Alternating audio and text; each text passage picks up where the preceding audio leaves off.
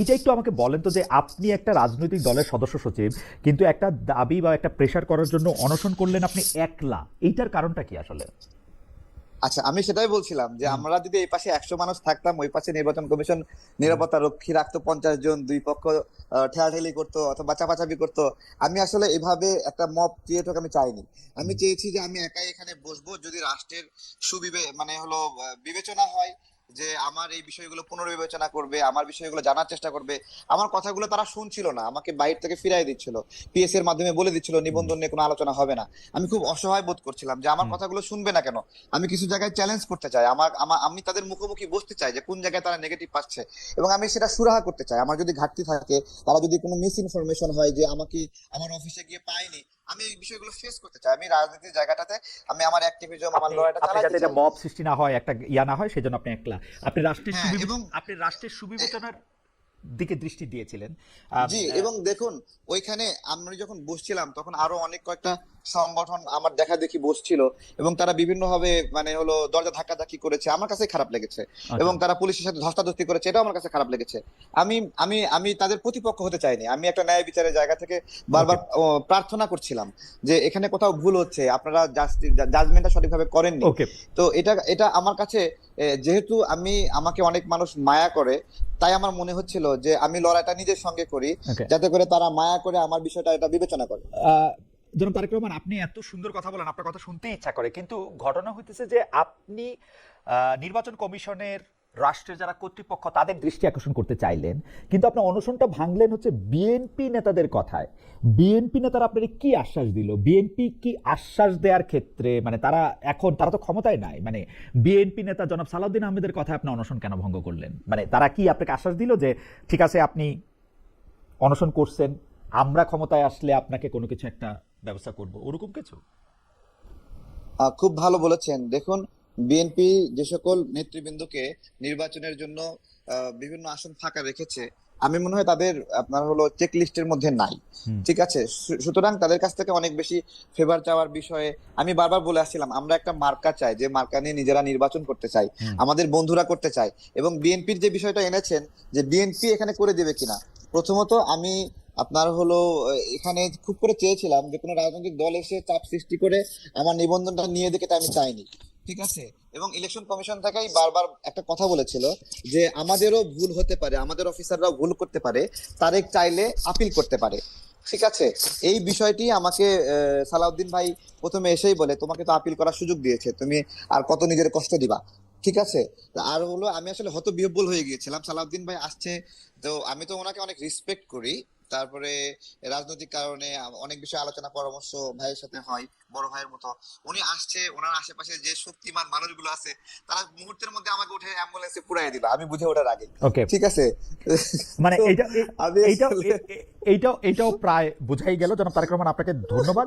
আমি আপনার কাছে আবার আসব, এবং আমি একটু অ্যাডভোকেট রাজ্জাকের কাছে জানতে চাইবো যে অ্যাডভোকেট রাজ্জাক, আমি দুই একটা জিনিসের, মানে মূল প্রশ্নে যাওয়ার আগে আমি এই বিষয়ের দুই একটা জিনিসের জন্য আপনার সাহায্য চাই। একটা কথা হচ্ছে যে আপনি কি মনে করেন জনাব তারেক রহমান নিবন্ধন পাওয়ার জন্য যে শর্তগুলি ছিল সেই শর্তগুলি পূরণ করেছেন, তারপরও তাকে নির্বাচন করতে দেওয়া হয় নাই, বা সরি, ধন্যবাদ। নিবন্ধন পাইতে দেওয়া হয় হুম, নাই? মানে আপনি এটাকে কিভাবে দেখছেন? ধন্যবাদ খালেদ ভাই আপনাকে এবং হুম, তারেক। আপনাদের দুইজনের সাথেই আমার এই দেখা হইলো মুখোমুখি পর্দায়। তো যাই হোক, আপনার দর্শক শ্রোতা সবাইকে শুভেচ্ছা। ইনফ্যাক্ট তারেক যে কথাগুলো বলল, তার ভিতর সে আহ, নিয়ম মাফিক সবকিছু করার চেষ্টা করছে, এবং কিছু অফিস তারা ভিজিট করছে, যেটা যেভাবে করা দরকার। কোথাও কোথাও যায়নি, আবার কোথাও কোথাও থাকা সত্ত্বেও বলছে যে no no no column fulfil করে দিতে, তারেকের বক্তব্য। এবং তারেকের বক্তব্যে একটা জিনিস একেবারে পরিষ্কার, যে সে দৃঢ় চিত্তে কিন্তু বলতে পারেনি যে I have fulfilled all the requirement.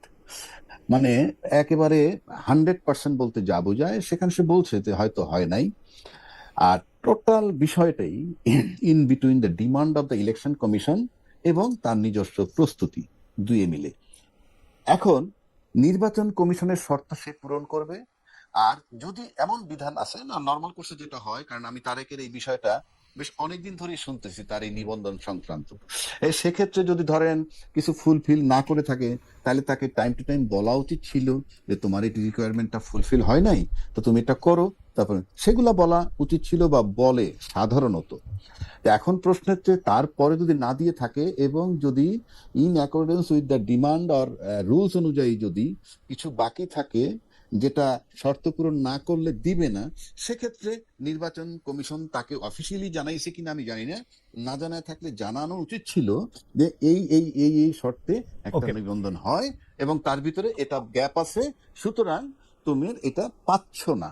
যদি না পেয়ে থাকে তখন ওই ডিমান্ড, তখন সে যেহেতু অনশনের পথ বেছে নিছে, তার সাথে একটা তার বিনয় প্রকাশ পাইছে যে হ্যাঁ, যে তার রাজনীতি করতে একটা ইচ্ছুক, প্লাস সে একটা রাজনৈতিক দল হইতে ইচ্ছুক, কোন দলের সাথে সম্পৃক্ত হইতে ইচ্ছুক না, সেক্ষেত্রে সে একটা বিনয়ের একটা ও মানে বিনয় তৈরি করে পেতে চেয়েছে, সে অনেকটা অ্যাডভোকেট রাজা কি, sympathy হয়তো পেতে আপনি তো আমি আপনাকে শুনি, আপনি তো রাজনৈতিক বিশ্লেষকও বটে, আপনার কাছে কি এরকম মনে হয় যেহেতু জনাব তারেক ক্রমাগতভাবে এনসিপির বিভিন্ন দুর্বলতা, সেটি উনার কাছে প্রমাণ আছে কি প্রমাণ নাই সেটি আমি জানি না, বলে থাকেন, সরকারের সাংঘাতিক সমালোচনা করে থাকেন, জামায়াত ইসলামের এগেনস্টে একটা অবস্থান নিয়ে থাকেন, সেই জন্য কি উনার নিবন্ধনটা ঝুলে গেল? কারণ উনি যেটা তুলনা দেন যে উমুক উমুক পার্টি আসলে উনার চেয়েও কম অফিস নিয়ে কম ইয়ে করে নিবন্ধন পাইলো, আপনার কাছে কি এরকম মনে হয় যে উনি কি আসলে এনসিপির বিরুদ্ধে ওনার একটা অবস্থান, জামায়াতের বিরুদ্ধে একটা অবস্থান, সরকারের বিরুদ্ধে একটা অবস্থান, এইটার কারণে উনি নমিনেশন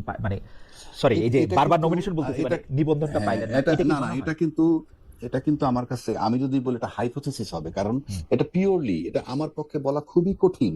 এই কারণে আমি কি করে বলবো এটা একমাত্র, যেমন ধরেন এই যে আমরা একটা কথা বলি যে জুলাই চেতনা ধারণ করে কারা, ফর এক্সাম্পল এই যে জুলাই চেতনা ধারণ করে কারা, এটা নাম্বার ওয়ান, যে ব্যক্তি ধারণ করেন তিনি, নাম্বার টু এই ব্যক্তি যে ধারণ করেন এটা যারা বিশ্বাস করে, দুইটা ব্যাপার এখানে।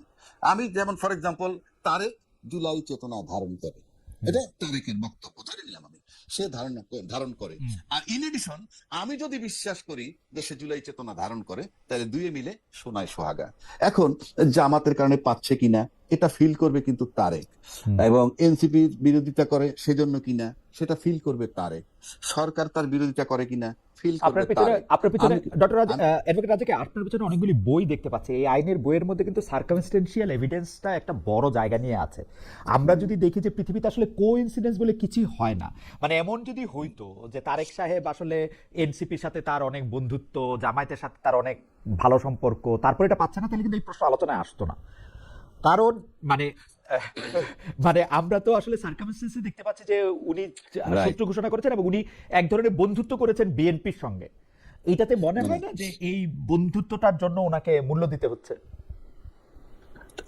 এখন আপনি যদি বলতে চান যে তারেকের সাথে বিএনপির বন্ধুত্ব হয়েছে বলেই কি এনসিপি তার উপরে খেপেছে? হ্যাঁ, আমি এরকম বলতে চাচ্ছি, কারণ উনি অনশন করতেছেন, আচ্ছা, এনসিপির কেউ তো আচ্ছা, তাকে দেখতে গেলেও পারতেন, আচ্ছা, সরকারের কেউ তো ঠিক তাকে, আছে, কিন্তু বিএনপির অনেক বড় ঠিক বড় আছে। নেতৃবৃন্দকে আমরা দেখেছি, আমরা এনসিপি তার বা আগে একটা জামাত কথা, ইসলামকে দেখি নাই। আচ্ছা তার আগে একটা কথা বলে নি, ওটা ছুটে যাবে। জি। মানে আমি বলছি যে ফাইনালি যদি সে যেহেতু তাকে নিবন্ধন দেয় নাই এ পর্যন্ত, তখন তার উচিত ছিল তাদের কাছ থেকে একটা কিছু আদায় করা, যে আপনি কেন আমাকে দিচ্ছেন না সেটা রিটার্ন ফর্মে দেন। আপনি যদি সার্কামস্টেন্সিয়াল এভিডেন্সের কথা বলছেন, সে কারণে বলছি যে ওই ডকুমেন্টসটা যদি সে নিয়ে আসতো, তাইলে সবচেয়ে প্রপার ওয়ে ছিল সেই ডকুমেন্টসটাকে চ্যালেঞ্জ করা বিফোর দ্য কোর্ট। যে আমি যতটুকু বুঝছি নির্বাচন কমিশন কিন্তু তাকে হ্যাঁ। পরিষ্কার করে বলেও না লিখিত, এই কারণে দিচ্ছি না, যেটা কোর্টে চ্যালেঞ্জ করতে আমি হবে। জি আমি সেটা বলছি, জি কারণ আমি আপনাকে অতি সম্প্রতি একটা ঘটনা বলি, জি যে একজনে একটা আর্মস সিজ করছে আমার একটা বন্ধু, সে রিটায়ার্ড মেজর, এবং তার আর্মস এর ব্যাপারে আমরা একটা রিট করছি সেটা ফেরত দেওয়ার জন্য। ইনফ্যাক্ট সেটা পুলিশ নিল তার কাছ থেকে, অত লম্বা তো বলা যাবে না, নিল যেভাবেই নেই, নিল, একটা ঘটনা ঘটছে নিল, এবং কোনো অস্ত্র গুলি টুলি ছিল না, নিল। এখন পুলিশ তাকে ফাইনালি বললো হ্যাঁ আপনি কাগজপত্র নিয়েছেন, দেখে দিয়ে দিব। কাগজপত্র নিয়ে গেল, দিল না, গেল এসপির কাছে, গেল ডিসির কাছে, কেউই এখন দিচ্ছে না, কোনো অফিসিয়াল একটা চিঠিও দিচ্ছে না। আবার একটা জব্দ তালিকাও বানাইলো, কি যে এটা পরিত্যক্ত অবস্থায় পাওয়া গেছে, ইত্যাদি ইত্যাদি। ফাইনালি রিটে যেতে হলো, এখন একটা শোকজ দিছে, শোকজ দিলে তারা এসে বলবে, বলার পর যদি স্যাটিসফ্যাক্টরি হয় দিবে, আর স্যাটিসফ্যাক্টরি না হলে দিবে না। তা আমি সেক্ষেত্রে মনে করি যে এই যে নির্বাচন কমিশন দিচ্ছে না, সেক্ষেত্রে এটা নিয়েও সে ইচ্ছা করলে he can appear before the court if it is a fact. Yes, কেন দিচ্ছে না সেই ডাইরেকশনটা দেন, যে ওকে, আমি আমার মনে হয় যে কেন এটা খুবই নিবন্ধন ভালো একটি পাচ্ছি না। পরামর্শ, খুবই ভালো একটি পরামর্শ অ্যাডভোকেট হ্যাঁ, রাজ্জাকি দিয়েছেন। একটা ডাইরেকশন দেন। জি, এই ডাইরেকশনটা নিয়েও এখন উনি যাইতে হ্যাঁ, পারেন, মানে যাইতে পারে। জি, আরেকটা বিষয় আপনি বলছেন যে ওই যে এনসিপির বিরোধী কিনা সে, হুম, মানে বিরোধী এনসিপি তো, তাকে তার বিরোধী মনে করে। হ্যাঁ, বিরোধী তো, বিরোধী, হ্যাঁ, বিরোধী। হ্যাঁ, এখন উনি প্রশ্ন উনি হচ্ছে সুন্দর করে দেখেন, মিষ্টি আমরা ভাষায়, সুন্দর করে মিষ্টি ভাষায় সাংঘাতিক অভিযোগ এনসিপির বিরুদ্ধে করেন, মানে সুন্দর করে হ্যাঁ, হেসে মানে মানে কে তারেক করে, এই তারেক তো সাহেব, হ্যাঁ হ্যাঁ এনসিপি। হ্যাঁ আচ্ছা, আমি বলি, এখন প্রশ্ন হচ্ছে এনসিপির সে বিরোধী কেন করতেছে সেটাও কিন্তু আমার জানা নাই, আর যে তার পক্ষপাতিত্ব করে সেটাও আমার জানা নাই, এক নম্বর। দুই নম্বর হচ্ছে, আমরা যদি আমি আমি ব্যক্তিগতভাবে আপনি আমাকে জিজ্ঞেস করেন, আমরা কিন্তু জুলাই চেতনায় সবাই বিশ্বাসী, মানে আমরা হুম, আন্দোলন করেছি, হুম, দলমত নির্বিশেষে আমরা সবাই বলি। হুম। আপনি তো আইনের ছাত্র। হ্যাঁ, সাংবাদিকতা না সাংবাদিকতা না, বাট আপনি আপনি আমরা ম্যাজিস্ট্রেসিতে সবাই ছিলেন, আইনের করেছেন। আইনের নিচেই আছি আর কি, সেই হিসাবে বলতে পারেন হ্যাঁ, যে আইনের আইনের ভিতরে নিচে। আছেন এক, আপনি ম্যাজিস্ট্রেসিতে ছিলেন এক, জি তারপরে আপনি আপনাকে আইন ডিল করতে হয়, জি এবং সাংবাদিকরা কিন্তু ভালো আইন বোঝে। জি সেক্ষেত্রে আমি বলছি যে জনের একটা rape case for example, hmm victim বা আপনি 326 একজন কোপ দিয়ে হাত কেটে ফেলছে, হুম হুম সেই ভিকটিম কিন্তু জীবিত। এখন কোর্টে যদি সেই ভিকটিমও দাঁড়ায়, আর ডকে যদি 10টা আসামি দাঁড় করায়, তখন ভিকটিম যদি বলে যে কে তাকে কোপ দিছে, ভিকটিম কিন্তু বলতে পারে হুম যে কোপটা কে দিছে, হুম যদি দেখাইতে পারে কেন কোপ দিছে, সেকেন্ড কোশ্চেন। হুম এই যে কোপটা দিছে মিস্টার এক্স, এখান থেকে তার ছুটে যাওয়া খুব কষ্ট, সেই অর্থে ওকে বলছি। ওকে এখন জুলাই আন্দোলন যারা আমরা করছি, আপনি শুনে নেন, জি জুলাই আন্দোলন যারা আমরা করছি, সেখানে জুলাই আন্দোলনের যাকে তাড়ানো হয়েছে আন্দোলনের নামে, সে কিন্তু ভিকটিম এবং তিনি কিন্তু জীবিত আছেন। হুম তো she is only the authority. উনি যাকে বলবেন যে জুলাই আন্দোলনে কাদের রোল সবচেয়ে বেশি ছিল, সেই বোধহয় জুলাই চেতনার পক্ষের সনদটা আহ, পেতে পারেন, না, অ্যাডভোকেট আমার রাজ্জাকি, কাছে মনে অ্যাডভোকেট হয়। রাজ্জাকি, আমি আসলে আপনার এই বক্তব্যের সাথে বিনয়ের সাথে ডিফার করি, কারণ আমরা এই বাংলাদেশেই মানে আপনি যেহেতু আমার একটু ম্যাজিস্ট্রেসি পরিচয় দিলেন, আমরা দেখেছি যে ভিকটিমও অনেক সময় তার আসল শত্রুকে ফাঁসানোর জন্য অনেক রকম করে সত্য মিথ্যা বলে, মানে ভিকটিম যে সবসময় সত্য বলে ব্যাপারটা ওরকম নাও হইতে পারে আর কি। সেই জন্য আমি এই রাইট, কথাটা, এই একটা ছোট্ট রাইট, কেভিয়েট দিয়ে রাইট, রাখলাম, রাইট। এই একটা ছোট্ট তারপর কেভিয়েট আমিও দিয়ে রাখি, এটা। ভিকটিম যখন যেমন 164 স্টেটমেন্ট দিয়ে দেয়, দিলেই কাজ হয় না, হুম হুম। বাট প্রাথমিকভাবে ভিকটিমের স্টেটমেন্ট দেওয়ার পর ওটার উপরে জেরা, আপনি ক্রসিং, ক্রিমিনাল লয়ার ছিলেন, অনেক আপনি কিছু। ক্রিমিনাল লয়ার ছিলেন হ্যাঁ, ডক্টর অ্যাডভোকেট রাজ্জাকি। 164 এর আসলে আমি বাংলাদেশে 164 এর আধা পয়সা দাম আমার কাছে নাই, কারণ এটা 100 বার আপনি যদি না তাহলে আপনি তো ওইভাবে বলেন, তাহলে আপনি বাংলাদেশে রাজনৈতিক নেতাদের কোন কথাটার মানে বিশ্বাস করতে পারবেন, আমি বিটুইন দ্য লাইন্স, গুরুত্ব দিতে আমি পারবেন? আমি আমি বিটুইন দ্য লাইন্স হ্যাঁ, দেখতে না চেষ্টা করি, বিটুইন দ্য লাইন্স দেখতে না না, চেষ্টা করি। মানে কোন কথাটা ফার্ম ডিটারমিনেশন নিতে পারেন, ইয়েস। কারণ আমি 53 বছর ধরে আমরা একটা কথা শুনে আসছি, রাজনীতিতে শেষ কথা বলতে কিছু নাই। এই যে শেষ কথা বলতে কিছু নাই, this term is not acceptable. মানে পৃথিবীতে কোনো কিছুতেই শেষ কথা বলে কিছু নাই, ছোট গল্পেও নাই, রাজনীতিতেও রাইট, নাই, অর্থনীতিতেও নাই, সমাজনীতিতেও নাই, বিবাহ নীতিতেও নাই, প্রেমেও নাই, কোথাও নাই ভাই। এটা আসলে বলা হয়, এটা বলার জন্যই। না আমি আসছি না, আপনার কাছে, খালেদ ভাই, একটু একটু দ্বিমত করছি আপনার কি সাথে। আর কোথায় শেষ আপনি কথা আছে যদি বলেন বলেন তো, আপনার, আর কোথায় শেষ না কথা না আছে বলেন না তো? না, আমি একটা কথা বলি, আমি জি বলি, জি আপনি আপনার ফ্যামিলি লাইফ আছে, আমার ফ্যামিলি লাইফ আছে, দেখা গেল জি আমার ছেলেকে যদি আমি একটা বিষয় নিয়ে সকালে একরকম কথা বলি, সন্ধ্যা একরকম কথা বলি, পরদিন আর একরকম কথা বলি, আর যদি বলি বাবা শেষ বলতে কিছু নাই, it will not be accepted, simple. সুতরাং আপনি ওইভাবে চর্চা করলে আমি আবার ফ্যামিলি, আমি আবার আইনের কাছে যাই। যেমন ধরেন আপনি আপনার উত্তরাধিকারের জন্য উইল করে যান না, সেটা কি শেষ উইল? এই না না, পৃথিবীতে শেষ উত্তরাধিকারের উইল উইল বলে কিন্তু কতটুকু কিছু করা নাই, যায়? এই পৃথিবীতে না শেষ না, উইল বলে কিন্তু কিছু উত্তরাধিকারের নাই। উইল আমি কতটুকু বলছি করা যায়, বিধান মোতাবেক করলে সেই উইল থাকে। কিন্তু শেষ উইল বলে কিন্তু কিছু নাই। যাই হোক, হ্যাঁ ভাই, শেষ, হ্যাঁ। শেষ উইল বলে কিছু নাই, আমার কাছে শেষ কথা বলেও কিছু নেই সব ক্ষেত্রে। কিন্তু জনাব তারেক, আমি আপনার কাছে আসতে চাই যে জনাব রাজ্জাকি আপনাকে আসলে একটা পথ দেখাইছেন যে আপনাকে আসলে ঠিক কাগজেরও দরকার নাই, কেন তারা কাগজ দিচ্ছেন না সেটাও আপনি চ্যালেঞ্জ করতে পারেন, কিন্তু সেটা অন্য কথা। কিন্তু আমরা কিন্তু আপনাকে দেখি জনাব তারেক রহমান, আপনি খুবই মানে, আমি জানি না আপনার কাছে কতটুকু মানে ফ্যাক্ট থাকে, আপনি ফ্যাক্টে বেস করে কিনা আপনি বলতেছেন, কিন্তু আপনার বলার কথা এরকম বলছেন যে সবাই মিলে হয়তো আপনাকে চাচ্ছে, যে আপনাকে পেইন মনে করতেছে। কিন্তু আমি যদি একটা ছোট্ট উদাহরণ আপনার কাছে জানতে চাই, আপনি যখন অনশন করতেছিলেন, আপনি এই রাষ্ট্রের, এই সরকারের একজন প্রধান ব্যক্তি, যিনি, তাকে আপনি যে ভাষায় আপনি বকাবকি করলেন, গালাগালি করলেন, বা যে ভাষা আপনি তাকে সম্বোধন করলেন, এটা কি ঠিক আছে? মানে is it okay for you? জি, অনেক ধন্যবাদ। আমি যখন অনশনে ছিলাম, এটা 134 ঘন্টা, আমি ওই দিন সকালবেলায় আমি অনেকটা নিজের নিজের শরীরের উপরে নিয়ন্ত্রণটা অনেকটা হারিয়ে ফেলি, এবং শরীর, মস্তিষ্ক, চিন্তার উপরে। এবং এর ফলে আমি শুধু ডক্টর ইউনূস না, ইলেকশন কমিশনের ব্যক্তিবর্গের বিরুদ্ধেও আমি অনেক রাগারাগি করি। এবং যার ফলে ইলেকশন কমিশনার তারা তো শুধু চাকরি করেন না, তাদের পরিবারও আছে। সেই পরিবারের মানুষগুলো তাদেরকে জিজ্ঞাসা করেছেন যে কি চাকরি করো, তোমাকে এই মানুষ সমালোচনা করে।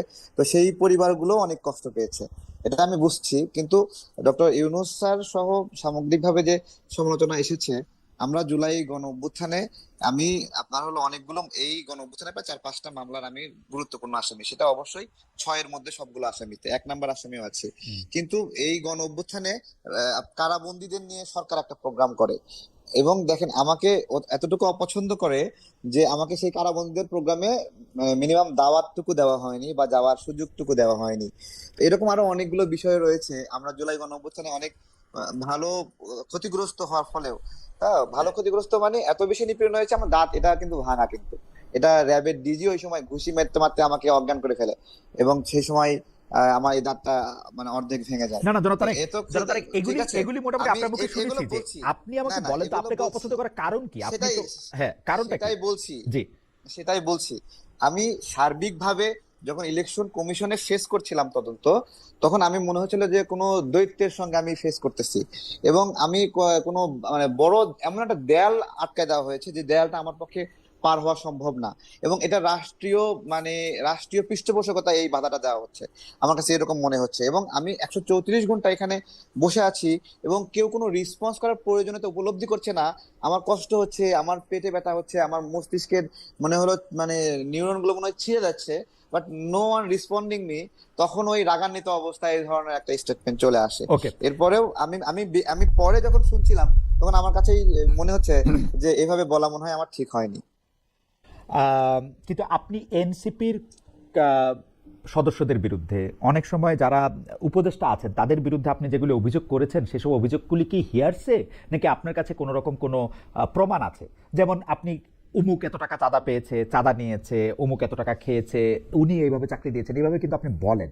এইটা কি আসলে আপনি প্রমাণ রেখে বলেন, এটা ঝগড়া বাঁধাতে বলেন? বিএনপি, আমি আপনি এই কথাগুলি বললে বিএনপির সুবিধা হয় এই জন্য বলেন, কেন বলেন আসলে এগুলো? আচ্ছা, আপনার হলো আহ, যদি এরকম হয়, এই সরকার আপনার দীর্ঘদিন থাকতে চায়, এবং আমার এই সমালোচনা করার ফলে তাদের দীর্ঘদিন থাকাটা বাধাগ্রস্ত হয়, তাহলে তো বিএনপি লাভবান হবে, এবং সেক্ষেত্রে বিএনপি খুশি হবে, হুম। খুব স্বাভাবিক। হুম। আর যে প্রমাণের কথা বলছিলেন, আমি একটা সুনির্দিষ্ট একটা আইটেম বলি। ওয়াসার যে নিয়োগ প্রক্রিয়া ছিল হুম। একটা, সেখানে উপদেষ্টা নাহিদ ইসলামের নাম সুস্পষ্টভাবে লেখা ছিল যে তিনি কয়জনের নাম সুপারিশ করেছেন। আসিফ মাহমুদ তার পিএস এর মাধ্যমে কতজনকে নিয়োগের জন্য সুপারিশ করেছিলেন, তার সুস্পষ্ট প্রমাণ সেখানে আছে। শুধু তাই না, আমি আরো আরো কিছু সুনির্দিষ্ট বলছি। একজন সচিব আছেন যিনি জেল থেকে একটা প্রতিষ্ঠান চালাচ্ছেন, আপনার হলো তাকে কয়েকশো কোটি টাকার একটা প্রজেক্ট আসিফ মাহমুদ দিয়েছে, ঠিক আছে। এবং আসিফ মাহমুদ দেখেন নিজে বলছে যে এই সময়ে এসে 10 থেকে 20 কোটি টাকা না হলে নির্বাচন করা যায় না।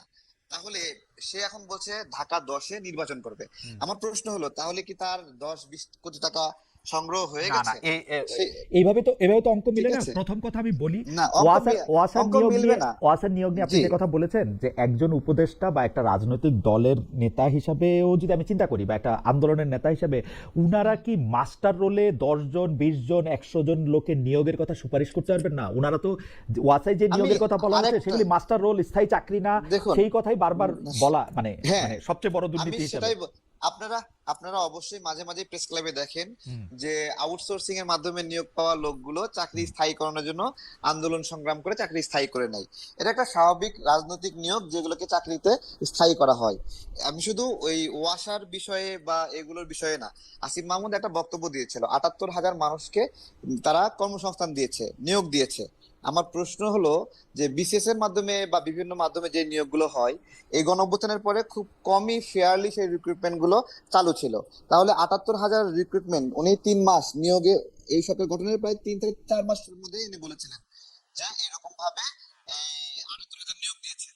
আমার প্রশ্ন, সেটা কোন রিক্রুটমেন্টের মাধ্যমে দিয়েছেন, এবং সেই জায়গায় বাংলাদেশের নাগরিকরা তাদের ফেয়ার প্রতিযোগিতার মাধ্যমে নিয়োগের অধিকার পেয়েছিল কিনা? ওকে। আহ, আহ, তবে আমার কাছে মনে হয় জনাব তারেক রহমান, আমরা যদি একজন রাজনীতিবিদ যখন আরেকটা রাজনীতিবিদের বিরুদ্ধে কোনো অভিযোগ করে, নিশ্চয়ই এটার মধ্যে তার কাছে একটা ফেয়ার, মানে শুধু অনুমান না, তাকে দেখতে না পারা না, মানে তার কাছে একটা প্রমাণপত্র থাকবে। আমরা আগের রাজনীতি তো আর দেখতে চাই না আপনাদের মধ্যে, সেটাও কিছু তো আপনার আছেই, জি, আমি বলছি দেখেন